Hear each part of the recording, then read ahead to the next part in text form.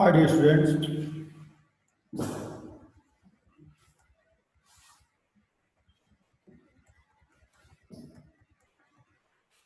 my dear students, as you know, the whole country and almost the whole world is affected by COVID-19 epidemic. All schools and colleges are closed according to government order. Therefore, in these circumstances, uh, online teaching is necessary. You should also take interest seriously in these online classes for completing the syllabus in time. मेरे प्रिय विद्यार्थियों, जैसा कि आप सभी लोग जान रहे हैं कि वर्तमान समय में पूरा भारतवर्ष और करीब करीब पूरा संसार कोरोना वायरस की वजह से कोविड-19 नामक महामारी से पीड़ित है, ग्रस्त है। अतएव ऐसी दशा में सारे स्कूल्स कॉलेज गवर्नमेंट के आदेश से बंद कर दिए गए सोशल डिस्टेंस को कायम रखने। और ऐसी विषम परिस्थिति में स्कूल वालों को अतिरिक्त पैसा खर्च करके ऑनलाइन टीचिंग करानी पड़ रही है। और इन ऑनलाइन टीचिंग के तहत जो आपसे रिलेटेड ऑनलाइन क्लासेज हैं उन्हें आप लोगों को भी गंभीरता से लेना चाहिए ताकि आपका सिलेबस टाइम से समाप्त हो सके और आपकी पढ़ाई को कोई नुकसान न हो, क्योंकि बोर्ड परीक्षा तो अपने समय पर ही होगी, वह पीछे नहीं होगी। Today I want to teach you the second portion part 2 of the second chapter, electrostatic potential and capacitance. आज हम आप लोगों को फिजिक्स पार्ट 1 के सेकेंड चैप्टर का सेकेंड पोर्शन पढ़ाएंगे, बताएंगे।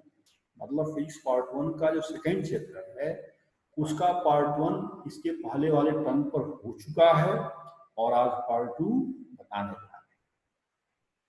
According to this teaching point, I will tell you the following remaining topics. इस टीचिंग पॉइंट के तहत मैं आप लोगों को निम्नलिखित बची हुई टॉपिक्स के बारे में बताऊंगा। पहला टॉपिक क्या है जो आज पढ़ाना है? Equipotential surface, next potential energy, next types of combination of capacitors and next one day graph generator.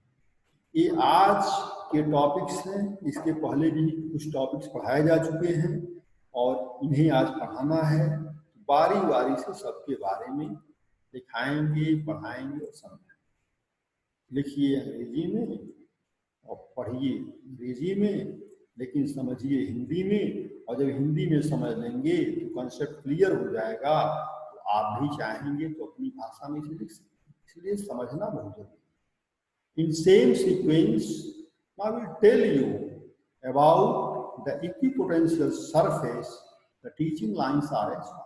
इसी क्रम में आज का जो बचा हुआ पहला टॉपिक है जिसका नाम है इक्विपोटेंशियल सरफेस, उसके बारे में हम बताने जा रहे हैं। जो टीचिंग लाइन्स है इस प्रकार है। Equipotential surface is that surface which drawn in an electric field over which the electric potential is same everywhere. मतलब इक्विपोटेंशियल सरफेस एक ऐसा तल है जैसा हम स्फीयर की कल्पना करें। मैं सर्किल की बात नहीं कर रहा हूँ, सर्किल एक प्लेन में होता है, लेकिन स्फीयर जो होता है 3 डायमेंशनल होता है, ऊपर नीचे बाएं दाएं चारों तरफ होता है। स्फीयर में एक सेंट्रल पॉइंट होता है और उसके चारों तरफ जो है पार्टिकल्स फैले। उसी तरह से है इक्विपोटेंशियल सरफेस है in the form of sphere, not in the form of circle, जिसमें Q जो है सिंगल चार्ज है और उस Q के चारों 3 डायमेंशनल रीजन में एक समान क्षेत्र फैला हुआ है जिसे हम इक्वी पोटेंशियल सरफेस कहते हैं। इक्वी माने बराबर और पोटेंशियल माने विभव, समविभव तल, समविभव तल। In same sequence, now we'll tell you about the potential energy. The teaching lines are as follows. इसी क्रम में मैं आप लोगों को पोटेंशियल एनर्जी के बारे में बताने जा रहा हूँ, जो आज का नेक्स्ट टॉपिक है। पोटेंशियल एनर्जी क्या होता है, उसकी डेफिनेशन सुनिए, लिखिए, पढ़िए, समझिए। The work done by an external agency in assembling the charges at their locations is called the potential energy. It is a stored energy in a system of charges.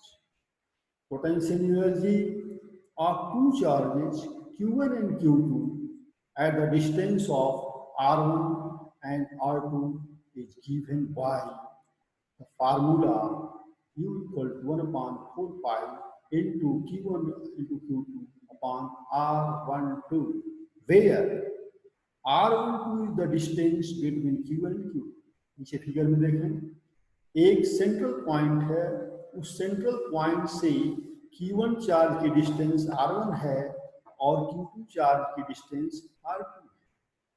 तो इस तरह से इससे रिलेटेड हम पोटेंशियल एनर्जी ऊपर वाले फार्मूले से निकाल सकते हैं, जिसमें चार्ज Q1, चार्ज Q2 और यह डिस्टेंस सबकी वैल्यू रखनी पड़ेगी, और बाकी जो बाएं साइड में है वह कांस्टेंट है और उसकी वैल्यू दी जाती है। In same sequence now will tell you about the types of combinations of capacitors. The teaching lines are as follows. जैसा कि हम लोग क्लास 10 में रेजिस्टेंस का कॉम्बिनेशन पढ़े हुए हैं, रेजिस्टेंस वायर का कॉम्बिनेशन पढ़े, और दो तरह का कॉम्बिनेशन होता है, parallel series and series combination और पैरेलल कॉम्बिनेशन। तो क्लास 10 में जो हम लोग सीरीज कॉम्बिनेशन पढ़े थे, उसमें जो फार्मूला होता था direct R equal to R1 plus R2 plus R3 लिखते थे, और पैरेलल में लिखते थे 1 upon R equal to 1 upon R1 plus 1 upon R2 plus 1 upon।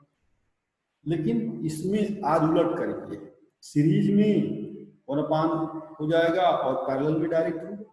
मतलब जो हम लोग रेजिस्टेंस वाला पढ़े थे उसका जस्ट अपोजिट इसमें है कैपेसिटर से। तो आते हैं in series combination, charges of all capacitance